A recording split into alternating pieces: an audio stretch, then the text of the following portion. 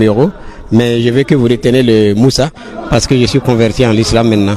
Donc j'étais pasteur, enseignant et je me suis converti le 12 avril 2013 et je réside à Ouaga. Ok, donc nous venons de recevoir le frère qui s'appelle Moussa Moïse, mais il a dit qu'en tout cas son nom maintenant c'est Moussa et il s'est converti en 2013. Donc nous voulons qu'il nous détaille un peu quelle était la cause de sa conversion. Alhamdulillah Rabbil Alamina. La cause de ma conversion est très simple parce que c'est l'étalage des études de la Bible et du Coran qu'on a retrouvé la lumière et les traces du prophète Mohammed sallallahu alayhi wa sallam dans l'Ancien Testament et dans le Nouveau Testament qui prouvent que le Seigneur Jésus, comme on a dit, et paix et salut soit sur lui, en finissant sa mission sur la terre, il a dit « Moi je m'en vais au Père, mais quand je serai allé, je vous enverrai un autre consolateur.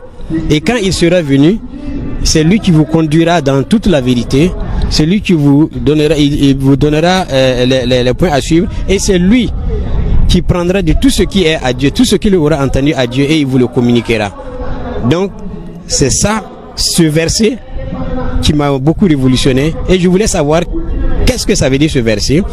Et dans les recherches, on a trouvé que le verset simplement fait référence à l'une des sourates dans le Coran qui montre que le prophète Mohammed sallallahu alayhi wa sallam, au moment où l'archange est venu le demander d'écrire, quand il a dit Ikra, ça veut dire il faut lire, il dit il peut pas lire, il peut pas, il a forcé, jusqu'à un moment donné, alors l'ange recevait les paroles de Dieu et il transmettait au prophète Mohammed sallallahu alayhi wa sallam qui le mémorisait, et c'est ça qui a constitué les premières sourates du Coran.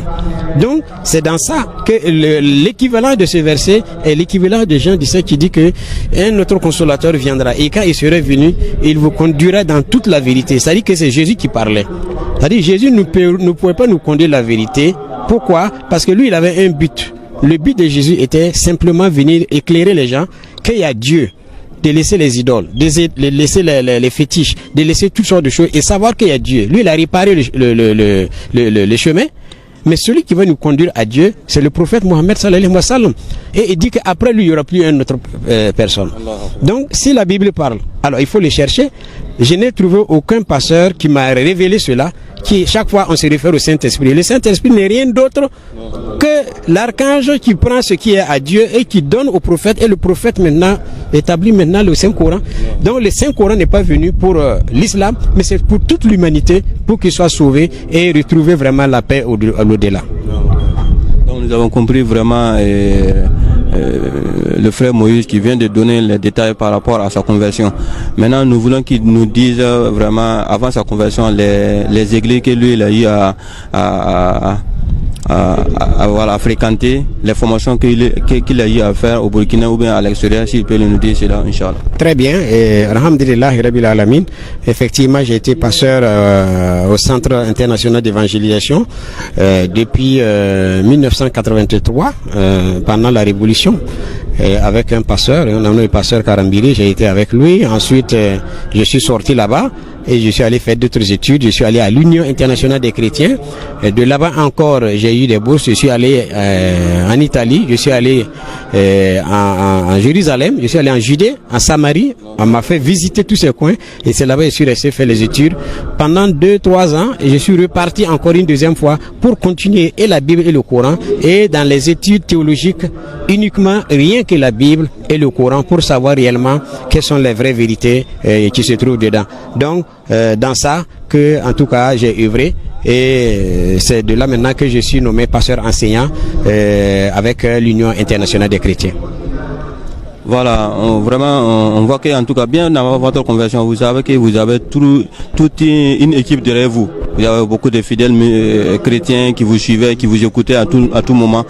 Et quand vous vous êtes converti, est-ce qu'il n'y a pas eu de problème envers ces personnes-là? Est-ce que vous n'avez pas eu de problème particulier? Oui, bien sûr, parce que il y a beaucoup de gens qui ont dit effectivement, il nous a trahis, pourquoi il nous a laissés, pourquoi il a fait ceci.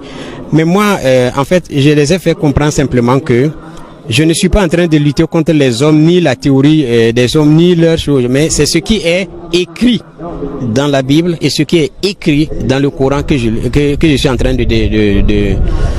d'exercer. Ça veut dire que c'est pas moi qui ai écrit la Bible, c'est pas moi qui ai écrit le Coran, mais il y a des vérités fondamentales qui sont là-bas, que nous avons resté pendant des années et personne ne nous a pas pu éclairer. Et c'est dans les études d'éclairage maintenant qu'on a su que il n'y avait pas d'autre issue pour aller à Dieu si c'est pas par le prophète Mohammed sallallahu alayhi wa sallam. Donc, là-dessus, c'est vrai, il y a eu des divergences, il y a eu des divisions, des amis sont séparés, mais ça c'est pas un problème. Je n'étais pas venu pour amener des amis dans ma vie, ni accaparer de l'argent. S'il y avait de l'argent, j'avais de l'argent. Mais maintenant, je cherche Dieu. Et dans la recherche de Dieu, j'ai trouvé, et je pense que je n'ai pas honte de dire à qui que ce soit, celui qui veut, il peut se convertir. Celui qui veut pas, l'islam ne force pas. L'islam a le devoir de montrer la vérité aux gens, la lumière aux gens, quitte à celui maintenant de prendre sa décision. Donc là-dessus, beaucoup de gens m'ont compris. Et il y a même des pasteurs, il y a même des amis chrétiens qui se sont convertis avec moi. Et aujourd'hui là, ça se compte quand même. En tout cas, au niveau des gens qui étaient dans la religion, ils sont pas moins de 30 personnes. Mais si je vais prendre dans l'ensemble de ce que j'ai eu, alhamdulillahi rabbil alamina, je pense que je peux tourner autour de 500 et quelques personnes qui ont été converties à l'islam, qui ne savaient pas, mais qui ont été éclairées, qui sont venues dans l'islam. Donc nous allons un message très fondamental, un message court pour les téléspectateurs qui nous suivent actuellement, un message pour adresser les musulmans et un message pour adresser les non-musulmans qui vous suivent actuellement et qui sont toujours dans l'obscurité, qui ne savent pas que ce qu'ils suivent là c'est faux. Alors le message que je vais porter est la suivante. C'est très bien de critiquer, c'est très bien de s'asseoir, regarder la télé ou bien les choses, de juger, mais vous-même, jugez vous-même et cherchez à savoir où se trouve la vérité. Moi, je ne tourne pas autour du pot. Si nous avons un seul Dieu et que nous disons cela, la ilaha illallah, ça veut dire que même les chrétiens savent qu'il y a un seul Dieu. Si ce Dieu qui nous a donné la vie et qui nous a donné tout ce que nous avons aujourd'hui, et en un clin d'œil, il peut décider que tu meurs ou bien que tu vives ou que tu disparaisses, et c'est lui qui a le seuil de ta vie. Comment est-ce que vous devez louer ce Dieu? Pour moi, je pense que louer ce Dieu, la meilleure façon, la meilleure pratique qu'il faut faire pour louer ce Dieu et le remercier, c'est dans l'islam. Appliquer tes ablutions, aller prier tes 5 prières, sans aucune femme à côté, sans danser, sans taper des tam-tams, sans faire du n'importe quoi. Parce qu'aujourd'hui, je ne peux pas comprendre que dans des églises, il n'y a que de l'orchestre, où on danse, où les femmes sont nues, où personne ne dit rien. Tout est permis. Mais que dites-vous de ceux qui ont dans les mosquées, où ils se sanctifient, ils se purifient dans leur cœur, dans leur corps, et ils viennent, ils se prosternent littéralement pour prier Dieu, pour dire que Dieu existe et Dieu vaut la peine vraiment de l'adorer convenablement. Jugez-vous même voir, est-ce que c'est une affaire de musulmans ou bien c'est une affaire de chrétiens? C'est une affaire de reconnaissance de la divinité de Dieu et lui donner toute la gloire.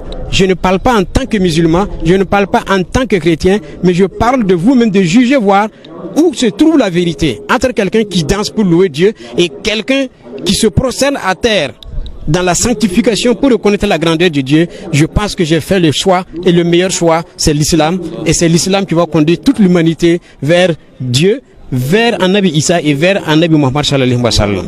Donc c'est mon message, il faut qu'il le sache, c'est une vérité, on m'a pas payé pour ça et je ne parle pas pour regarder les yeux rouges de quelqu'un, c'est la vérité, je sais pourquoi je parle. Je suis dedans, ça fait 26 ans, celui qui veut, il peut critiquer, celui qui veut, il peut l'accepter, mais ce qui est sur le jour du jugement, nous allons se voir. Donc c'est ça qu'il ne faut pas oublier. Salam alaikum wa rahmatullahi.